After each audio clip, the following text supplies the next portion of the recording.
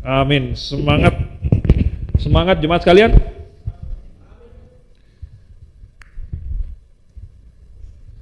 Nyamanlah jiwaku, walaupun harus duduk dengerin khotbah berjam-jam.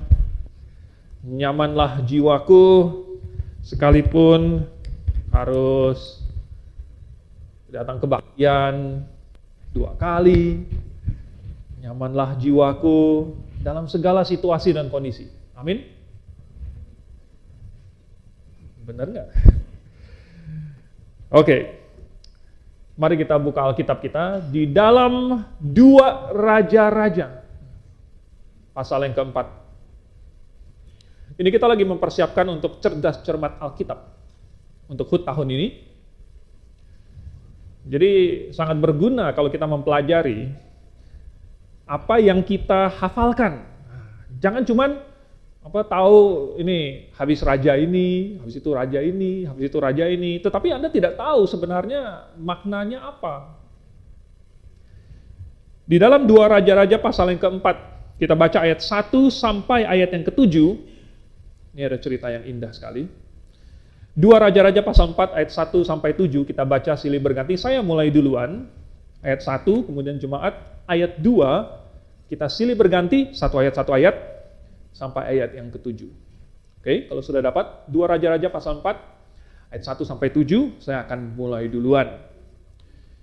Salah seorang dari istri-istri para nabi mengadukan halnya kepada Elisa sambil berseru, "Hambamu suamiku sudah mati, dan engkau ini tahu bahwa hambamu itu takut akan Tuhan. Tetapi sekarang penagih hutang sudah datang untuk mengambil kedua orang anakku menjadi budaknya."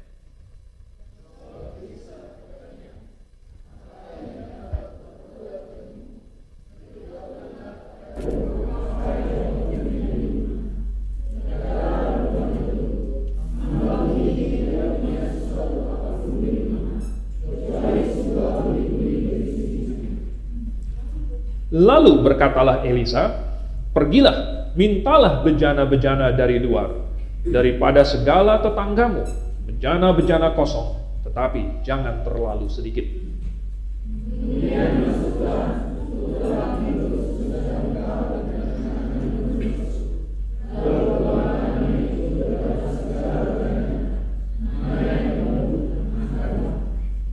Pergilah perempuan itu daripadanya. Ditutupnyalah pintu sesudah ia dan anak-anaknya masuk. Dan anak-anaknya mendekatkan bejana-bejana kepadanya, sedang ia terus menuang.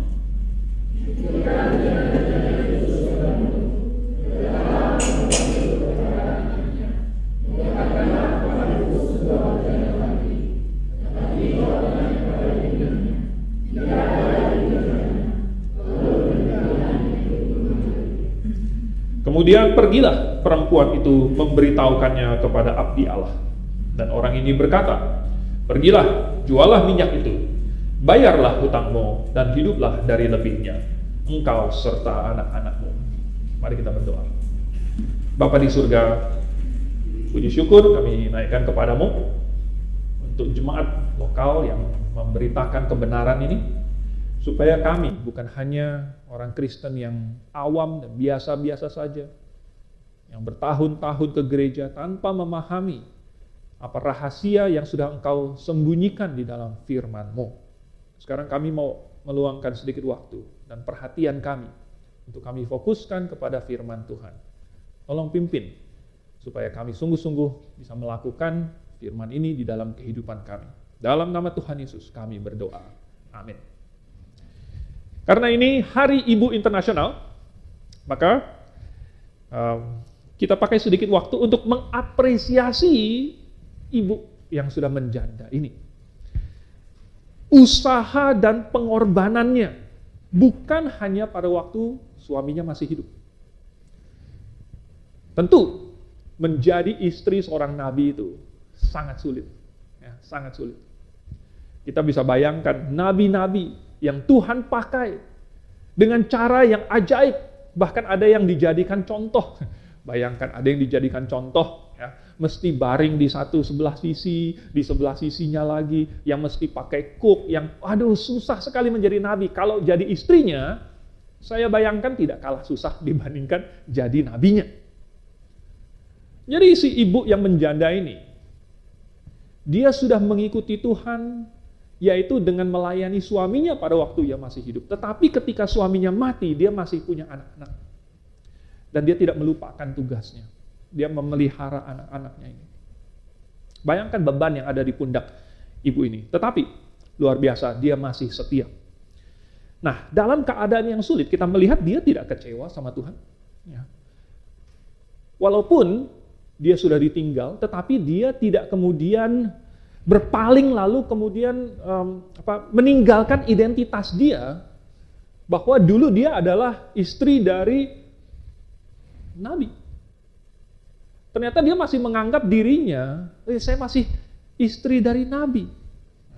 Makanya dia pergi kepada Elisa untuk meminta petunjuk, dan ini adalah suatu contoh yang sangat baik. Dia berkata kepada Elisa, hambamu, suamiku sudah mati. Jadi dia menaruh suaminya ini pada posisi sebagai hambanya Tuhan. Bahkan waktu suaminya sudah mati, dia masih menganggap suaminya itu adalah hamba Tuhan. Berarti dia masih ingat dengan identitas suaminya, dan dia ingat dengan identitas dirinya sendiri. Nah hari ini, misalnya juga hamba Tuhan, ketika dia menyerahkan diri untuk menjadi hamba Tuhan, dan ditabiskan, sama-sama dengan istrinya, dia juga didoakan. Nah, tidak berarti sesudah suaminya meninggal, lalu kemudian istrinya itu kemudian berhenti menjadi istri hamba Tuhan, berhenti menjadi hamba Tuhan. Jadi, kemudian dia melanjutkan lagi. Dia bilang apa? Hambamu suamiku itu ya takut akan Tuhan. Berarti secara tidak langsung dia mengakui dirinya sendiri juga masih takut akan Tuhan. Sekali lagi ini contoh yang sangat baik sekali yang dia berikan untuk anak-anaknya. Dan saya yakin sesudah mujizat ini, ibu ini pasti mengajarkan kepada anak-anaknya untuk mengucap syukur karena Tuhan telah menebus mereka. Bahwa mereka tadinya harusnya dijual sebagai budak. Tetapi Tuhan membayarkan harga, bahkan berlimpah-limpah, supaya mereka tetap bebas, supaya mereka bisa hidup dan bisa mengasihi Tuhan dan melayani Tuhan. Ibu yang luar biasa. Tentu doa saya adalah para wanita, ibu-ibu di GBI Agrafe juga mencontoh janda ini. Tapi sekarang kita mau lihat, ada beberapa pertanyaan yang mungkin timbul di dalam benak kita. Sambil kita membaca firman Tuhan, lalu kemudian biasanya kita bertanya, kenapa begini, kenapa begitu? Setidaknya otak saya begitu. Ya, mungkin saya terpengaruh waktu saya kecil, di TV itu, kalau nggak salah TVRI atau apa, itu ada satu satu program, judulnya Apa Ini Apa Itu. Nggak tahu Pak Soento sama Simu masih ingat nggak? Ya. Apa Ini Apa Itu. Bahkan kalau nggak salah itu ada bukunya. Ya. Dan itu selalu menimbulkan rasa ingin tahu kenapa begini, kenapa begitu. Nah, sambil kita baca Alkitab, kalau tidak cuma lewat saja, maka kita akan bertanya kenapa begini dan kenapa begitu. Jadi nomor satu, yang segera kita tanyakan adalah, Tuhan, kenapa ini terjadi? Kenapa seorang nabi kemudian meninggalkan istri, anak, plus hutang. Hutang yang sangat besar sampai bahkan anak-anaknya masih dijual dan jadi budak. Kenapa ini terjadi? Jawabannya, sejujurnya, saya nggak tahu. Dan ini harus jujur, karena Alkitab tidak kasih tahu. Dan kalau kita mau jujur, pada saat ini sedang terjadi, kita tidak bisa tahu jawabannya. Kalau kita bertanya kepada Tuhan, kenapa ini, itu, kenapa ini terjadi, kita tidak akan pernah mendengar suara Tuhan berbicara dari langit gitu. Ada langit terbuka, kemudian ada cahaya. Inilah anakku yang kukasihi, dengarkanlah dia. Nggak akan. Ya kan? Jadi kita tidak akan tahu jawabannya sampai mungkin bertahun-tahun yang akan datang lalu kita melihat ke belakang. Baru kemudian kita melihat, oh ternyata Tuhan mengizinkan ini terjadi, ada rencana. Lalu Tuhan memimpin sedemikian rupa sehingga ada satu kebaikan yang terjadi. Menurut Roma pasal 8 ayat 28. Allah turut bekerja dalam segala sesuatu untuk mendatangkan kebaikan bagi mereka yang mengasihi Allah. Yaitu bagi mereka yang terpanggil sesuai dengan rencananya. Jadi kenapa ini terjadi? Waktu itu janda ini tidak tahu, Elisa pun tidak tahu. Jadi percuma kalau hari ini kita jalan kita frustrasi lalu kita seolah-olah mempertanyakan Tuhan, kenapa ini terjadi? Tuhan akan suruh kita sabar dulu, lalu kemudian sesudah sekian tahun yang akan datang kamu lihat ke belakang, baru kamu tahu. Tapi sementara itu, kita sedang mengalaminya. Sedang mengalaminya bukan berarti tanpa alasan. Ya, bukan berarti tanpa tujuan. Sekalipun kita tidak tahu, tetapi bukan berarti tidak ada alasannya, tujuannya, rencana Tuhan. Nah, kehendak Tuhan itu kan misterius. Tetapi dia yang begitu tinggi dan begitu berhikmat di dalam rencananya yang begitu luar biasa, menyingkapkan kepada manusia sebagian dari kehendaknya. Oke? Kita tidak bisa memahami seluruhnya, tapi sebagiannya disingkapkan. Dan bagian yang disingkapkan kepada kita adalah yang Tuhan ingin atau yang kita bisa lakukan. Bagian dari kehendak Tuhan yang ajaib dan tak terselami, yang Tuhan cuma bisa bikin, itu untuk Tuhan. Dan yang Tuhan singkapkan di dalam Alkitab adalah untuk kita perbuat, kita lakukan. Jadi, Tuhan sudah siapkan suatu jalan keluar. Tuhan siapkan. Nah, menurut 1 Korintus pasal 10 ayat 13. Apabila Tuhan mengizinkan kita melalui pencobaan yang merupakan pencobaan-pencobaan biasa, Tuhan akan memberikan jalan keluar supaya kamu dapat menanggungnya. Dan ketika Tuhan mengizinkan nabi dan istrinya yang kemudian menjanda ini melewati kesusahan ini, Tuhan sebenarnya sudah siapkan suatu jalan keluar. Kalau Tuhan lakukan ini buat mereka, masakan Tuhan tidak lakukan buat kita yang juga Tuhan kasihi pada hari ini? Jadi pasti. Oke. Tetapi Tuhan siapkan jalan keluar. Ini tidak langsung Tuhan langsung bukakan jalannya semuanya mulus. Ternyata tidak. Oke. Ibu ini cukup beriman untuk meminta pertolongan sama Tuhan dulu. Dan ini yang Tuhan inginkan. Sekalipun dia sedang melewati suatu kesusahan, tetapi dia masih cukup beriman untuk tahu bahwa pertolongannya itu pada Tuhan. Dan ini jauh lebih berhikmat daripada banyak manusia.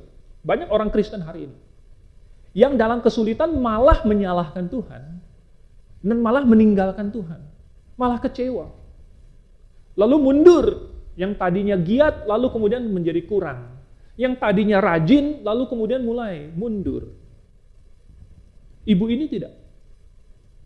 Dia bisa saja menyalahkan Elisa, katanya ya, suamiku nabi segala macam adalah hambanya Tuhan, tetapi kenapa seolah-olah ditelantarkan oleh Tuhan? Tidak. Iman dia kepada Tuhan lebih kuat daripada itu. Dia percaya bahwa melayani Tuhan itu bukanlah untuk mendapatkan kekayaan atau kenyamanan atau kenikmatan. Dia tahu untuk apa suaminya melayani Tuhan. Dan dia sebagai istrinya tetap walaupun suaminya sudah meninggal. Jadi, ibu ini datang kepada Elisa dengan cara yang sangat lembut, sangat halus, sangat tunduk. Dia tidak datang dengan menggedor-gedor. Dia tidak mendorong-dorong, memaksa-maksa. Dia tidak menuntut. Dia hanya menceritakan apa yang terjadi. Hambamu, suamiku sudah mati dan sekarang begini. Apa yang terjadi? Dia bahkan tidak sok tahu mengusulkan bagaimana cara Tuhan bisa menolong dia. Sampai Elisa tanya, apa yang dapat kuperbuat bagimu? Dan kelihatannya ibu ini tidak bersuara sehingga Elisa harus melanjutkan dengan pertanyaan lanjutan, beritahukanlah kepadaku apa yang kau punya di rumahmu. Banyak orang hari ini, orang Kristen, dia minta tolong kepada Tuhan sekaligus memberikan rancangan program misalnya 5 tahunan. Tuhan tolong saya. Tahun depan saya mau ngapain? Tahun depan lagi, tahun ini, nanti sesudah ini saya akan begini begitu. Ini rencana siapa? Rencananya dia kan? Dia minta tolong sama Tuhan, tetapi dia mempush agenda dia sendiri, keinginan dia, dan berkata, Tuhan, saya mau engkau memenuhi agenda saya. Ibu ini tidak. Dia datang kepada Elisa, yang adalah perwakilan Tuhan, dan dia dengan tunduk, dia dengan lembut menanti petunjuk dari Tuhan. Dan menurut saya ini luar biasa. Lalu, apa yang bisa kita tarik dari ini? Ini adalah pengharapan kita sebagai orang Kristen. Iman yang Kristiani itu kayak gini. Mengharapkan pertolongan Tuhan, bahkan meyakini pertolongan Tuhan, pasti datang, pasti ada, pasti akan cukup pertolongan Tuhan. Tetapi tidak memaksa, apalagi menjadi kecewa kalau tidak sesuai dengan bayangan dia. Lalu, tidak menyalahkan Tuhan. Iman yang sejati itu percaya, dan percaya itu tidak menyalahkan. Manusia menyalahkan itu karena kita tidak tahu dan tidak percaya, sehingga kita menyalahkan orang lain, menyalahkan teman, menyalahkan pasangan, menyalahkan orang tua atau anak, menyalahkan orang lain karena ketidaktahuan kita dan ketidakpercayaan kita.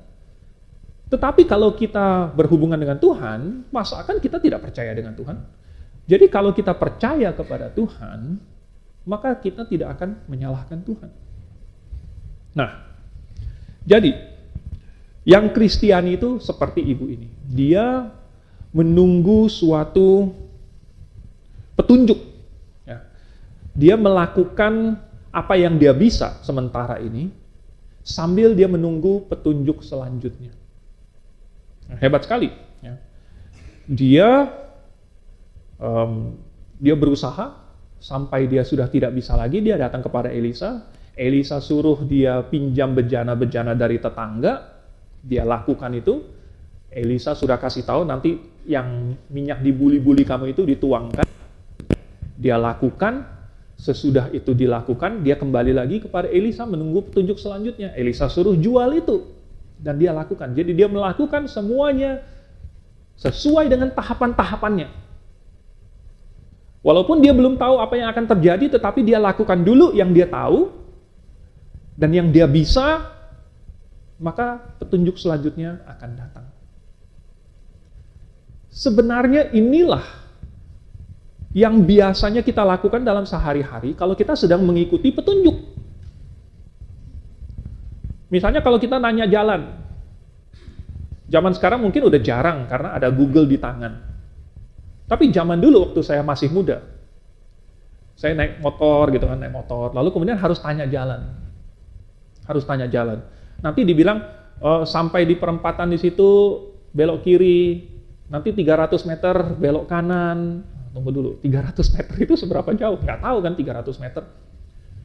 Lalu kemudian belokan kedua, nanti belok kiri, kita hitung 1, 2. Tapi yang ini kecil, ini dihitung satu belokan apa enggak ya? Itu masih nggak tahu nih kadang-kadang begitu. Mengikuti petunjuk itu, artinya kita belum lihat yang di depan, belum lihat nih. Tapi kita jalanin dulu. Yang kelihatan kita lakukan, dan yang belum kelihatan, ya tunggu sampai kelihatan baru kita lakukan. Dan itulah yang Tuhan inginkan, dan itulah sebenarnya iman Kristiani kita. Ada nggak petunjuk-petunjuk yang bisa kita lakukan? Sekarang ada. Memang ada petunjuk-petunjuk yang kayaknya saya nggak mampu lakukan. Kayaknya terlalu tinggi buat saya. Oh, kayaknya itu untuk gembala saja, level gembala yang lakukan itu. Tapi, kalau kita melakukan perintah-perintah yang level awam, level rendah, padahal sebenarnya sama saja semuanya. Kalau kita lakukan yang bisa kita lakukan, nanti lama-lama kita akan bisa lakukan yang lebih banyak lagi dan lebih banyak lagi, sampai akhirnya tanda kutip naik level. Padahal sebenarnya levelnya sama saja.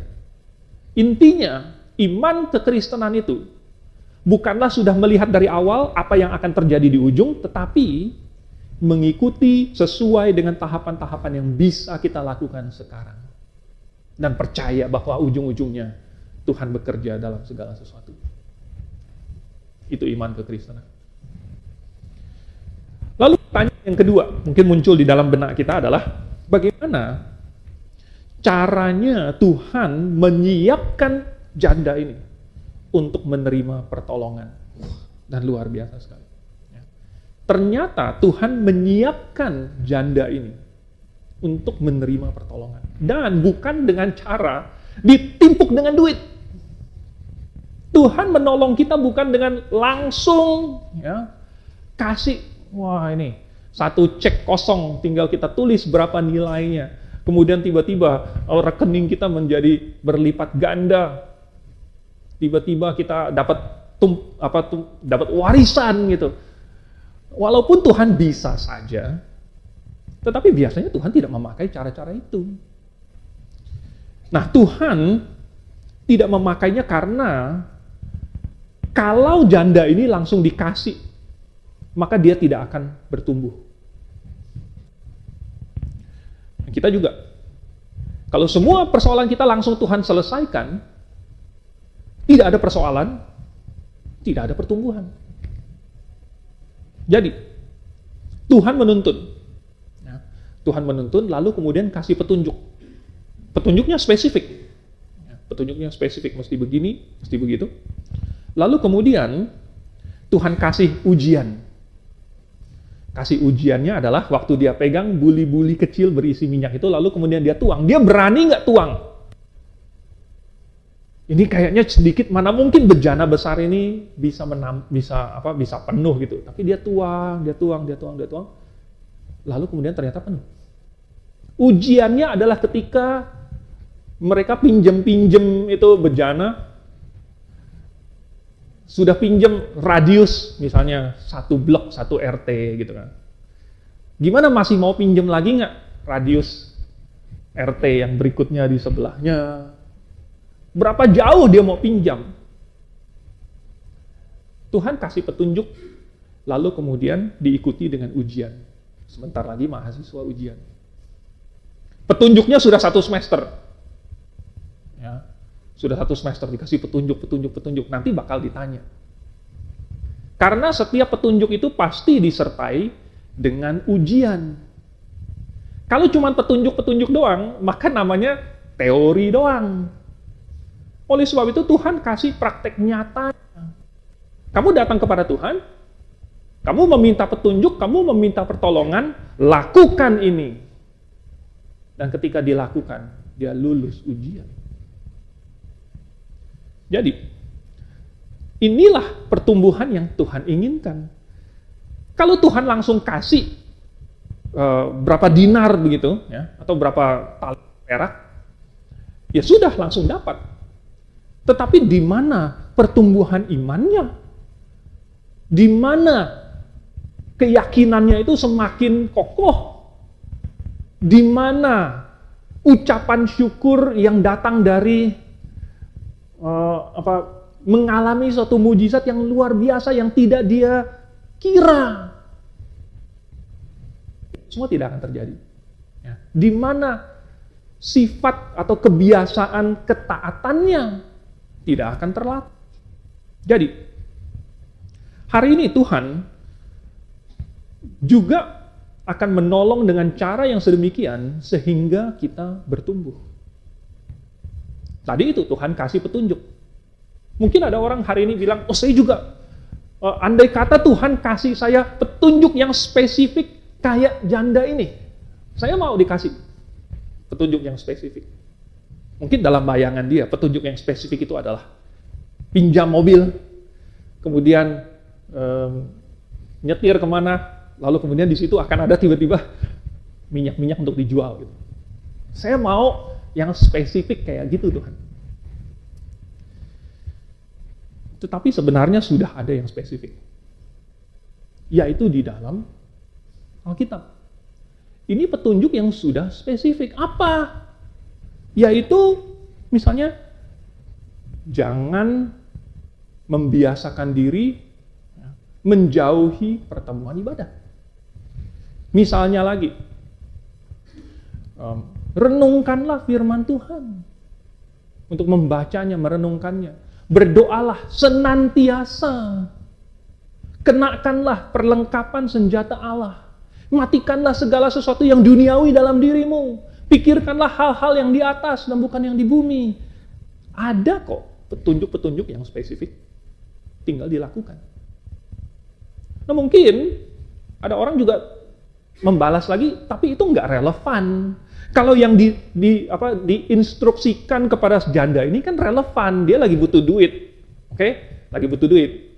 Instruksinya adalah, ini, ambil bejana kosong sebanyak-banyaknya, diisi dengan minyak yang walaupun sedikit itu, tapi bakal penuh semua kok. Lalu kemudian jual. Instruksinya spesifik dan relevan untuk kebutuhan dia. Tapi sebenarnya, mungkin bagi dia, atau bagi anak-anaknya, meminjam bejana waktu itu juga nggak relevan. Mungkin bagi mereka karena tidak terbayangkan. Kita sekarang bisa membayangkan karena sudah baca duluan. Tetapi bagi mereka pada waktu itu, bagaimana bisa membayangkan buli-buli berisi minyak yang kecil ini bisa menjadi banyak sekali. Itu juga tidak terbayangkan. Jadi ketika dia disuruh, bagi mereka juga nggak relevan. Nah sekarang kalau kita dikasih instruksi yang spesifik itu tadi, yang berhubungan dengan kerohanian, jangan bilang bahwa itu tidak relevan. Mungkin orang bilang, apa relevansinya? Apa hubungannya? Apa hubungan sebab akibatnya? Antara saya rajin datang kebaktian, saya kebaktian 2 kali, saya datang pagi, saya datang sore, saya berdoa bukan hanya pribadi tetapi juga secara berjemaat, saya membaca firman Tuhan setiap hari, bahkan 1 tahun saya selesaikan, saya ikut cerdas cermat Alkitab, saya setia memberikan persepuluhan. Apa hubungan itu dengan penyelesaian masalah saya? Di mana sebab akibatnya? Datang ke gereja memangnya kasih saya makan? Membaca Alkitab apakah bisa mengenyangkan perut saya? Apakah hutang-hutang saya bisa terbayar dengan saya berdoa setiap hari gitu, datang berdoa secara berjemaat? Di mana hubungan sebab akibatnya? Sekali lagi, buat manusia belum tentu kelihatan. Tetapi bagi Tuhan, ada relevansinya. Yaitu antara, tadi itu, ya, rajin datang kebaktian, membaca firman Tuhan, melakukan keadilan, kebenaran, merenungkan firman Tuhan itu siang dan malam. Ada hubungannya bagi Tuhan dengan bagaikan pohon yang tertanam di tepi aliran air. Yang tidak layu daunnya dan yang menghasilkan buah pada musimnya. Dan apa saja yang diperbuatnya berhasil. Ternyata ada hubungan sebab akibatnya. Jadi, suatu instruksi yang buat kita mungkin kok nggak ada hubungannya. Sesungguhnya sangat relevan. Tetapi membutuhkan iman untuk bisa menghubungkannya, untuk melihat hubungan sebab akibat ini. Nah, cerita ini adalah salah satu contoh, cerita yang baik untuk menjadi contoh, bahwa harga yang harus dibayar untuk taat, dan untuk taat itu selalu ada harga yang harus dibayar, itu masih jauh-jauh lebih murah daripada harga yang harus dibayar kalau tidak taat. Saya ulangi lagi. Cerita ini adalah contoh yang baik bahwa membayar harga untuk taat masih jauh lebih baik, jauh lebih murah, jauh lebih enak daripada nanti kalau harus bayar harga ketidaktaatan. Seandainya janda ini tidak mau taat, seandainya dia tidak beriman, seandainya dia mau mencoba menyelesaikan masalahnya dengan kekuatan dan kepandaian dia sendiri, usaha dia sendiri, kedua anaknya akan dijual menjadi budak. Orang berpikir bahwa justru kalau taat kepada Tuhan, itulah yang harus bayar harga. Kalau tidak taat, kalau taat kepada Tuhan, itulah yang harus bayar harga. Sebenarnya salah. Kalau tidak taat kepada Tuhan, harga yang harus dibayar jauh lebih mahal. Oke, kita tidak berlama-lama. Kita harus ke poin yang ketiga. Masih ada pertanyaan, yaitu kenapa Tuhan tidak menolong dengan cara yang sama di zaman ini? Seandainya Tuhan hari ini mau bikin mujizat lagi dengan minyak sebotol kecil, terserahlah mereknya mau apa, Bimoli, Urapan, apa segala macamnya. Seandainya Tuhan mau bikin mujizat dengan botol minyak yang kecil, terserahlah mau sampo kayak minyak kayak apa gitu ya, terserah. Tuhan, saya siap. Seandainya Tuhan mau bikin mujizat, Tuhan, saya siap. Ya kan? Tuhan, kalau Tuhan mau mengulangi mujizat ini, pakailah aku. Saya akan sewa. Kalau galon-galon air itu terlalu kecil, ya kan? Wah, sewa itu mobil Pertamina. Itu pun masih terlalu kecil. Sewa kapal tanker oli, tanker minyak. Saya iseng-iseng. Saya lihat kira-kira bisa untung berapa duit. Sekitar 50-60 triliun. Kalau minyaknya itu minyak ini, sawit. Wow, satu kapal tanker bisa untung 50-60 triliun. Tuhan, saya siap. Ya kan? Saya siap. Seandainya Tuhan mau mengulangi mujizat ini. Tapi Tuhan nggak akan. Sebab apa? Tujuan Tuhan itu bukan memperkaya kita. Tujuan Tuhan adalah untuk membuat kita bertumbuh dalam iman. Tujuan Tuhan adalah untuk mengarahkan kita kepada Dia, kepada firman-Nya. Makanya ibu ini, ya kita baca, datang kepada Elisa. Lalu kemudian minta petunjuk kepada Elisa. Itu yang Tuhan inginkan, supaya kita datang kepada Tuhan, minta petunjuk sama Tuhan, melakukan perintah-perintahnya Tuhan, sekalipun kita mungkin tidak berpikir itu sangat relevan, tetapi kita beriman. Itu yang Tuhan inginkan. Kalau kita malah meminta hal-hal yang untuk memperkaya diri kita, itu bukan akan menumbuhkan kita secara rohani. Jadi, itulah sebabnya Tuhan nggak bikin mujizat yang heboh-heboh pada hari ini. Karena coba kita lihat apa yang disuruh oleh Elisa kepada ibu ini. Kalau sudah meminjam bejana-bejana itu, dia suruh tutup pintu. Apa yang orang hari ini lakukan? Sebaliknya. Ya.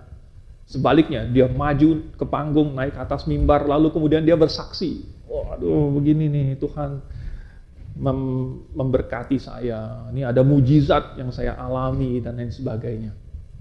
Tuhan suruh supaya janda ini malah disembunyikan. Tuhan mau bikin mujizat yang sedemikian luar biasa, Tuhan sembunyikan. Tuhan menyembuhkan ada orang yang kerasukan setan. Tuhan bilang jangan kasih tahu siapa-siapa. Ada orang kusta yang Tuhan sembuhkan. Tuhan bilang jangan kasih tahu kepada siapapun. Bukan karena Tuhan pemalu lalu kemudian takut ketemu orang gitu. Bukan. Tapi karena Tuhan tidak mau orang mencari Tuhan demi mujizatnya atau demi kekayaannya, sehingga Tuhan turun level cuman selevel Nyi Roro Kidul, yaitu dicariin hanya demi dapat harta. Yang di gunung apa tuh? Di Gunung Kawi. Oh ya. Ya, ada dewa apa di Gunung Kawi? Nggak tahu saya. Karena saya nggak pernah cari. Tuhan tidak mau levelnya itu diturunkan orang hanya menjadi tangga untuk mencapai harta, mencapai kesuksesan, mencapai jabatan. Kalau mau mencari Tuhan, carilah Tuhannya. Karena ini sesuatu yang sangat-sangat manusiawi. Loh, kok Tuhan manusiawi? Karena manusia dibikin sama Tuhan. Jadi sebenarnya manusia itu adalah sangat ada ilahinya dikit gitu. Ya. Bayangkan kalau misalnya Anda dikejar-kejar, ya, misalnya yang cowok dikejar-kejar cewek. Mungkin kalau nggak ada konteksnya, Anda akan merasa, wih, dikejar-kejar cewek nih.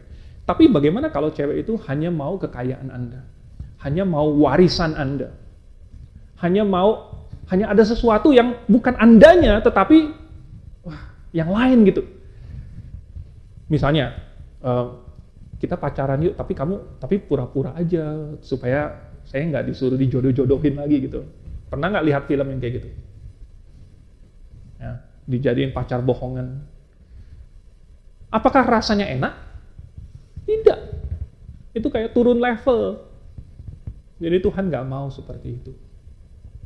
Kalau kita datang kepada Tuhan, adalah untuk mencari kebenarannya. Walaupun kebenaran itu seringkali menyakitkan. Karena kebenaran bagaikan suatu cermin. Sehingga ketika kita melihat pantulan diri kita melihat bahwa kita ini tidak benar dibandingkan dengan kebenaran. Sehingga kita tertusuk. Oleh sebab itu orang datang ke gereja seharusnya bukan untuk hanya sekedar duduk, tetapi adalah untuk kebenaran. Bukan sekedar karena ada teman, tetapi karena bisa bertumbuh secara rohani, karena mau lebih dekat dengan Tuhan, karena mau menyenangkan Tuhan. Itulah yang di dalam Matius 6 ayat 33 katakan. Carilah dahulu kerajaan Allah dan kebenarannya. Baru yang lain-lain akan ditambahkan. Tapi kalau cari yang lain-lain dulu, lewat mana? Lewat kebenarannya. TikTok gitu, bantolo gitu ya. Secara tidak langsung, ini nggak akan dapat. Udah nggak dapat kebenaran, nggak dapat yang lain-lain itu juga nggak ditambahkan. Waduh, rugi benar. Karena jikalau orang hanya mengharapkan Tuhan demi hal-hal yang duniawi, betapa malangnya dia. Paulus yang bilang. Kalau hanya mengharapkan hal-hal yang sifatnya jasmaniah, tapi mengharapkannya dari Tuhan, hanya untuk di dunia ini saja. Sayang benar. Jadi, Tuhan tidak melakukan mujizat semacam itu di zaman ini. Adalah supaya kita belajar untuk datang kepada Tuhan dan bersandar kepadanya dan melakukan perintah-perintahnya. Seperti cara Tuhan menolong janda ini. Nah, pertanyaannya buat kita adalah, apakah kita sudah siap untuk menerima pertolongan Tuhan? Ingat, bukan hanya dengan pasif menunggu, Tuhan kapan dikirim uang, kapan dikirim pertolongan. Tetapi dengan melakukan apa yang kita tahu benar, yang bisa kita lakukan sekarang. Dan mulai melakukannya. Mulai dari hal terkecil, malam ini, saya mau berdoa, saya mau baca firman Tuhan. Besok, saya mau melakukannya lagi. Minggu depan, saya akan begini. Saya akan melakukan itu. Yang bisa saya lakukan sekarang, saya lakukan. Maka lihatlah nanti. Kelak, kita akan kilas balik ke belakang dan melihat bagaimana Tuhan melakukan mujizat dalam hidup kita. Mari kita tundukkan kepala, kita berdoa. Bapa di surga, sekali lagi kami mengucap syukur karena kasih setiamu dan karena firman Tuhan yang benar yang dicatatkan bagi kami sekalipun sudah ribuan tahun, tetapi ternyata relevan dan merupakan hal-hal yang prinsipil supaya kami mengikutinya, mengaplikasikannya di dalam kehidupan kami masing-masing. Dan sekarang Tuhan, biarlah perintah-perintah-Mu itu jelas bagi kami dan kami lakukan dengan setia. Dalam nama Tuhan Yesus kami berdoa. Amin.